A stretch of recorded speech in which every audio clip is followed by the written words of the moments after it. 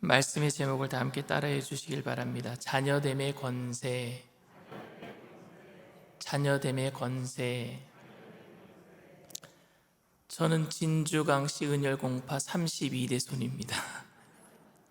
이렇게 족보를 외우고 있는 것은 제가 뼈대 있는 가문이라는 것을 자랑하고 싶어서 그렇게 말씀을 드리는 겁니다. 그리고 제가 족보를 한번 봤거든요. 저희 집 족보에 아주 유명한 분이 계세요. 누구냐면 강감찬 장군이에요. 거란족 80만 거란족을 귀주대첩에서 완파한 그 강감찬 장군이 저희 족보에 있습니다. 그렇기 때문에 저는 강 씨에 대한 어떤 자부심마저 있습니다. 그러나 옛날 조선 건국 당시에 그 족보를 가지고 있었던 양반 계급은요 5%밖에 되지 않았다고 합니다. 그런데 이시조선이 다 끝나갈 무렵에 조선 말기에는 양반 계급이 60%나 되었다고 합니다. 그 이유는 과거 시험을 통해서 신분 상승한 사람들도 있었을 것이고, 그런데 특별히 조선 말기에는요 양반 계급을 돈 주고 산 사람들이 많이 있어서 그래서 60%나 되는 양반 계급이 있었다고 합니다. 왜 당시 사람들은 그 신분을, 양반 계급을 돈을 주고 살려고 했을까요? 그 이유는 신분 계급이 있는 사회에서는 자녀들에게 그 권세가 뭐예요? 신분을 물려주는 거였어요. 자녀됨의 권세는 신분을 물려주는 거였단 말입니다. 그것이 성공이었기 때문이었습니다. 지금은 신분 제도가 없어지고 자녀들에게 재산을 물려주는 것이 가장 큰 성공이라고 생각하는 그런 시대가 되었습니다. 부모님으로부터 많은 재산을 물려받는 것이 이제는 자녀됨의 권세라고 생각하는 시대에서 우리가 살고 있습니다. 그래서 태어나면서부터 금수저가 있고요, 태어나면서부터 흙수저가 있는 세상이 되고 말았습니다. 재산을 많이 물려받으면 금수저, 성공하고 재산을 없는 사람, 빚으로 태어나는 사람들도 있기도 합니다. 반면 기독교인들에게 주어진 하나님의 자녀됨의 권세는 눈에 보이는 세상의 자녀됨의 권세에 비해서 별로 효용가치가 없어 보이기도 합니다. 그리고 교회는 점점 힘을 잃어가는 사람들로 인해서 교회를 떠나가고 있는 청년들이 많이 있잖아요. 교회는 점점 힘을 잃어가고 있습니다. 그 이유는 동정녀의 탄생, 십자가의 죽으심과 부활, 죽은 자를 살리신 기적들과 같은 성경의 이야기가 젊은 사람들에게는 이처럼 비과학적인 이야기도 없을 것이고, 그에 비해서 교인들은 전투적으로 변해서 세상 사람들에게 믿음을 무조건 강조하기만 하고, 보수주의 신학에 기초한 교회들이 사회 변혁에는 미온적이기 때문에 개혁적인, 왜 교회는 이 사회에 대해서 이렇게 무관심한가라고 생각하는 젊은이들은 교회를 떠날 수밖에 없는 것입니다. 그러나 교회가 젊은이들을 붙잡기 위해서 복음을 바꾸어서 전할 수는 없는 것입니다. 그리고 교회가 쇠퇴하고 있는 이유를 세상 속에서 찾기보다는 더 큰 이유가 저는 교회 안에 있다고 생각합니다. 그 이유가 뭐냐? 바로 하나님의 자녀된 권세를 잃어버린 거예요. 하나님의 자녀된 권세 말입니다. 오늘 12절 말씀이에요. 영접하는 자, 곧 그 이름을 믿는 자들에게는 하나님의 자녀가 되는 권세를 주셨으니. 아멘.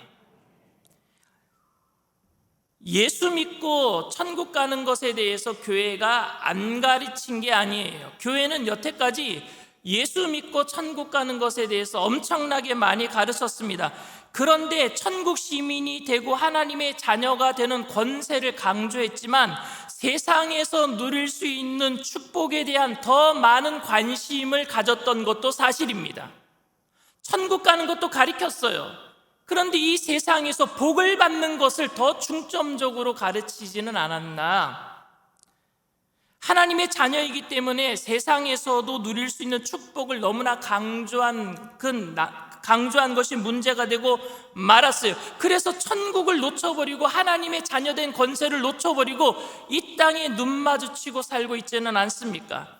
하늘의 기업은 하나님의 자녀가 누려야 할 영원하고 끊어지지 않을 소망인데, 그래서 이 세상의 모든 것들을 초월하도록 만드는 것이 자녀된 권세인데, 정작 중요한 자녀된 권세를 잊어버리고 하나님의 자녀가 이 세상에서 누릴 수 있는 부수적인 세상의 축복을 누려야 할 목적으로 삼고, 제가 지난주에 설교했던 것처럼 목적과 수단이 바뀌어버리지는 않았습니까? 현대교회와 초대교회가 다른 점이 있습니다. 초대교회가 무슨 특별한 성경 공부를 많이 한 것도 아니고, 지금보다 초대교회 사람들이 머리가 뛰어나서 성경을 쏙쏙쏙쏙 받아들인 것도 아닙니다. 아니면은 현대교인들처럼 믿는 것도 따지고 들어가지고 잘 못 믿었고, 초대교회 사람들은 머리에 든 게 없어서 무조건 덮어놓고 무작정 믿었기 때문에 기적을 체험한 것도 아닙니다. 초대교회가 현대교회와 다른 점이 있었어요. 초대교회는요, 세상 사람들에게 위기감과 기대감을 줬어요. 위기감. 뭐가 위기감인 줄 아십니까? 그들은 배우지 못한 노예들이 많았어요. 가지지 못한 천민들이 많았어요. 왜냐하면은요, 로마 시대 때 예수님을 믿는다고 하면은요, 귀족들도 천민 삼아 버렸으니까, 신분을 박탈해 버렸으니까요. 그래서 예수 믿는 사람들은 거의 모두 다 천민이었고 노예 계급이었습니다. 그러니 그들이 무슨 위기감을 줄 수 있겠어요? 그런데 로마 사람들은요, 그들을 놀이개 삼았어요. 콜로세움에다가 짐승의 밥으로 로마 시민권자들에게 주는 특혜가 있습니다. 밤에는요, 오락을 즐길 수 있는 특혜를 줍니다. 로마 시민권자들은. 그들이 오락을 즐길 수 있는 곳이 어디냐? 바로 콜로세움이에요. 원형 경기장입니다. 원형 경기장이 로마만 있는 것이 아니라, 로마가 점령한 도시에는요, 크고 작든지 모두란 원형 경기장이 있어요. 제가 이번에 소아시아 7개회를 돌았는데, 거기에 모든 도시들마다 원형 경기장이 다 있어요. 근데 그 원형 경기장에 2m가 높잖아요. 제일 처음 보는 사람들 그 자리가 밑에 있는 단보다 2m가 높으면요, 그 모든 곳은 뭐냐? 짐승과 사람들을 싸우게 하는 것이에요. 그런데 제가 본 모든 원형 경기장이 2m가 높아요. 1층에서 보는 사람들은 직관하는 거예요. 누굴 보느냐? 예수 믿는 사람들이 짐승에 잡혀 먹는 모습을 바로 보는 겁니다. 다 볼 수 있어요. 그걸 보면서 웃고 떠들고 즐긴 거예요. 사람 죽이는 모습을 보면서 웃고 떠들고 즐겼습니다. 그런데 예수 믿는 사람들이 죽임을 당하면서요, 당당하게 죽임을 당하고 있는 거예요. 부끄럽게 죽임을 당하는 게 아니라, 나 살려주세요, 예수님을 부인하겠습니다, 이렇게 말하는 것이 아니라 그 죽음 앞에 당당히 나가고 있는 거예요. 그때 로마 사람들은요, 경악을 금치 못합니다.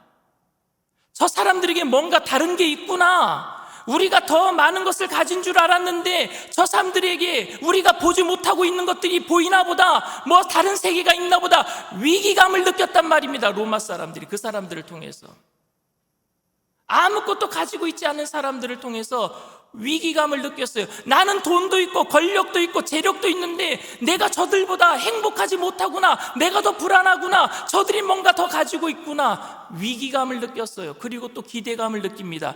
그러면 저 사람들이 믿는 걸 나도 한번 믿어볼까? 그러면 나도 저 사람들이 느끼는 죽음도 이길 수 있는 행복감을 나도 느낄 수 있겠지 않겠는가? 기대감을 느꼈단 말입니다. 초대교인들은 세상 사람들에게 아무것도 가진 게 없었는데 위기감을 주고 기대감을 줬어요.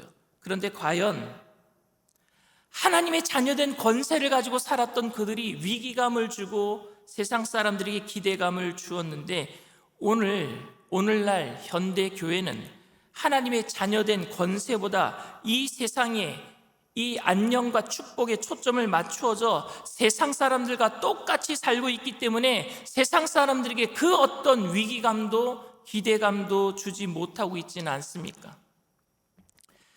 굳이 세상 사람들이 교회로 오지 않아도 되는 거예요. 왜? 그들이 우리를 통해서 위기감을 느끼지도 못합니다. 기대감을 얻지도 못합니다.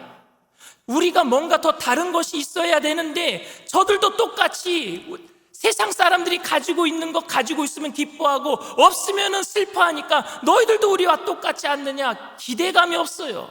위기감이 없어요. 예수 믿는 사람들을 보면서. 초대교회는 세상에 위기감과 기대감을 줌으로써 세상 사람들이 교회로 몰려오게 만들었습니다. 그래서 부흥이 되었습니다. 당시 초대교회는 세상으로부터 멸시와 천대와 박해를 받으면서 하나님의 자녀된 권세로 도리어 세상 사람들을 변화시키고 부흥시킨 줄 믿습니다. 그래서 로마가 뒤집어지고, 그래서 로마가 기독교가 국교화된 거예요.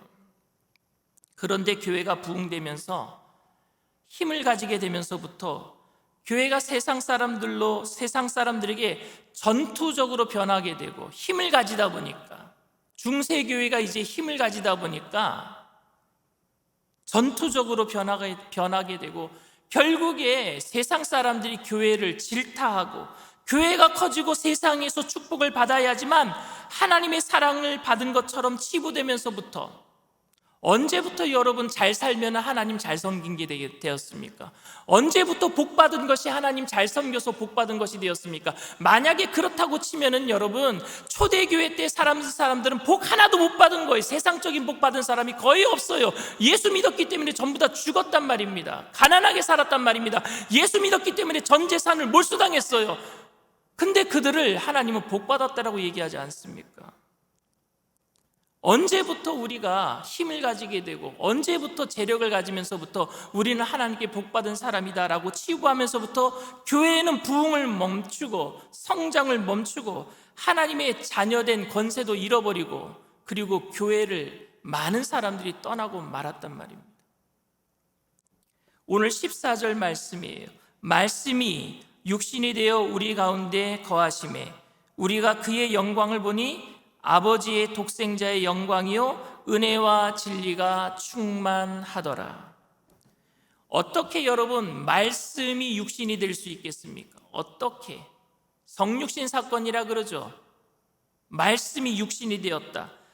이런 연구를 잘해서, 신학적인 연구를 잘해서 청년들에게 설명을 잘 해줘야지만 청년들이 교회로 몰려오는 것이 아니라, 하나님의 자녀됨의 권세로 세상의 모든 환난과 역경을 기쁨으로 통과하는 그 모습을 세상 사람들에게 보여주게 될 때 사람들은 교회로 돌아오게 될 줄 믿습니다. 말 잘해서 사람들이 돌아오는 게 아니에요. 내가 정말로 그렇게 자녀됨의 권세를 가지고 세상 사람들에게 위기감을 주고 기대감을 줄 때에, 그렇게 살아갈 때 세상 사람들은 돌아오게 될 거예요. 천국의 상속권은 우리가 아무렇게나 믿는 것 때문에 세상 사람들에게 싸구려 취급받는 천국 입장권도 아니고, 예수님을 믿음으로 세상의 축복을 누릴 데 없는 보너스 상품도 아닙니다. 천국은 궁극적인 우리의 목적인 줄 믿습니다. 우리가 들어가야 될 곳, 영원한 안식, 주님과 함께 살아야 될 곳. 오늘 6절에서 8절 말씀에 이렇게 얘기합니다. 하나님께로부터 보내심을 받은 사람이 있으니 그의 이름은 요한이라. 그가 증언하러 왔으니 곧 빛에 대하여 증언하고 모든 사람이 자기로 말미암아 믿게 하려 함이라. 그는 빛이 아니요 이 빛에 대하여 증언하러 온 자라. 요한복음을 기록한 사람은요 사도 요한이고요, 지금 6절에서 8절에 나온 사람은 침례 요한이에요. 침례 요한은 예수님 먼저 태어나서 오실 길을 예비한 선지자라고 우리는 알고 있습니다. 근데 갑자기 사도 요한이 침례 요한을 이야기하고 있어요. 침례 요한을. 다른 복음서에서는요, 이 침례 요한은 예수님의 신발끈도 푸는 것을 감당하지 못하는 사람이라고 아주 겸손한 모습으로 표현을 하고 있습니다. 그렇죠? 그런데 요한복음에서는요, 침례 요한의 겸손한 모습을 드러내는 게 아니에요. 본문 말씀을 정확하게 한번 들여다보십시오. 침례 요한은 예수님의 길을 예비하러 온 겸손한 사람입니다라고 표현하지 않아요. 그는 절대로 아니다라고 얘기하고 있어요. 그는 절대로 빛이 아니다. 그는 절대로 선지자가 아니다. 그는 절대로 메시아가 아니다라는 거예요. 아니다라고 얘기를 하고 있습니다. 8절에 침례 요한은 모든 사람이 예수님을 믿도록 하기 위해서 먼저 온 사람이지만 그는 빛이 아니다라고 얘기하고 있어요. 여러분, 길이요 진리요 생명 되신 분은 예수님밖에 없는 줄 믿습니다. 빛은 예수님밖에 없어요. 8절 말씀이에요. 그는 이 빛이 아니요 이 빛에 대하여 증언하러 온 자라. 침례 요한이 여자가 낳은 사람들 중에 가장 큰 자라고 예수님이 칭찬했지만, 그렇게 위대하지만 그는 빛이 아니었어요. 그는 빛이 아닙니다. 바리새인들이 경건하고 열심이 있지만 그 혈통도 그 열심도 구원에 이르게 하지는 못합니다. 니고데모도 구도자의 마음이 있고 겸손한 마음으로 예수님을 찾아왔지만 그도 거듭나지 아니하면 하나님 나라를 볼 수 없는 거예요. 오직 예수님을 통해서만 하나님의 자녀가 되는 권세를 주시는 줄 믿습니다. 그 어떤 길이 없어요. 그 어떤 누구를 통해서도 하나님의 자녀가 될 수 없습니다. 예수님 아니면 안 되는 거예요. 예수님 아니면. 저는 제 자신이 편협한 종교인이 되지 않기를 원해요. 관용으로 다른 모든 종교인들을 품고 그들을 변화시키기 위해서 노력하고 싶습니다. 그래서 산 정상을 오르기 위해서는 여러 가지 길로 올라갈 수 있듯이 산 정상으로 갈 적에 기독교, 불교, 이슬람교 모든 종교적인 길을 통해서 갈 수 있다라는 그 말들에 대해서 동의를 해주고 싶은데, 넓은 아량으로 그렇게 동의를 해주고 싶은데 성경은 오직 예수님만이 길이라고 얘기하고 있어요. 오직 예수님만. 이 일에 대해서는 아량을 베풀 수가 없어요. 이 일에 대해서는 내가 목숨을 걸 수밖에 없어요. 여러분, 2 더하기 2는 뭐예요? 4예요. 4. 정답은 4라고 합시다. 그런데 이 4를요, 세상 사람들, 예수 안 믿는 사람들은요 뭐라고 표현하느냐? 플러스 1 해서 5라고 얘기합니다.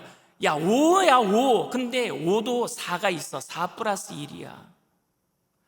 4가 정답이라며. 우리도 4 가지고 있어. 그런데 플러스 1을 해봐 5가 된다니까 우리 안에 4도 있는 거야. 이렇게 얘기를 합니다. 어떤 사람들은 4가 정답인데 3이라고 얘기합니다. 3이라고. 3이야. 근데 우리 안에 4가 있어. 4 마이너스 1이야. 4 마이너스 1은 3이라니까 우리 안에 4도 있어. 제가 무슨 말씀 드리는 줄 아세요?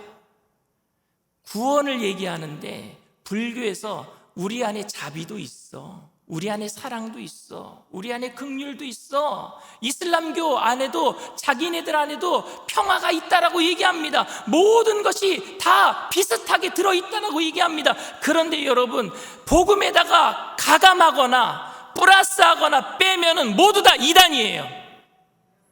길은 예수님밖에 없는 줄 믿습니다. 정답은 예수님밖에 없어요.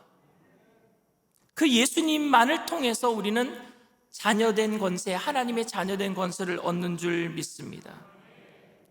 이 말을 듣는 세상 사람들이 기독교인들을 편협한 사상에 빠져 있는 오만한 고집불통이라고 말해도 저는 어쩔 수 없어요.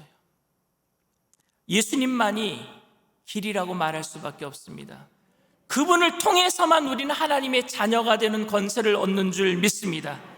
예수님만이 길이 되신다라는 사실을 교회가 힘을 가지고 전투적으로 세상 사람들에게 밀어붙였기 때문에 그들에게 더욱 상처가 되었다면 저는 그들에게 대신 용서를 빌고 싶어요. 상처받은 사람들에게.